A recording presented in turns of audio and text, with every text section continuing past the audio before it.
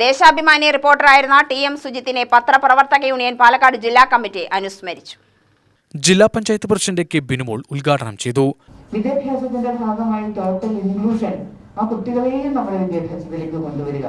നമുക്കറിയാം, ഏറ്റവും ഗംഭീരമായി പഠിച്ച് മിടുക്കരാവുന്നവർ അതിലുണ്ടാവാം. പക്ഷേ അതിനപ്പുറത്ത് അതിനുള്ള അവസരം ഉണ്ടാക്കി കൊടുക്കണം ഈ സമൂഹം, ഈ സൊസൈറ്റി ചെയ്യേണ്ടതാണ്. ആ ഉത്തരവാദിത്വം കൃത്യമായി സർക്കാർ സംവിധാനത്തിന്റെ ഭാഗമായി വരുമ്പോൾ വിദ്യാഭ്യാസ മേഖലയിലെ പ്രവർത്തനങ്ങളിലേക്ക് അവരെ ഉച്ചർത്തു എന്നുള്ളതാണ്. അവർക്ക് വരാനുള്ള ഇടമുണ്ടാക്കി കൊടുത്തു. ഇതൊക്കെ നമ്മുടെ നാടിന് സാധിക്കുന്നു. അതിദാരിദ്ര്യം നമുക്കെന്നെ തോന്നിയിട്ടുണ്ടാവും, ഇതൊക്കെ വേണം, സർക്കാർ ഇതൊക്കെ ചെയ്യണം. അതിദാരിദ്ര്യത്തിന്റെ കാര്യത്തിലൊക്കെ പറയാനുണ്ടോ? കൃത്യമല്ലേ?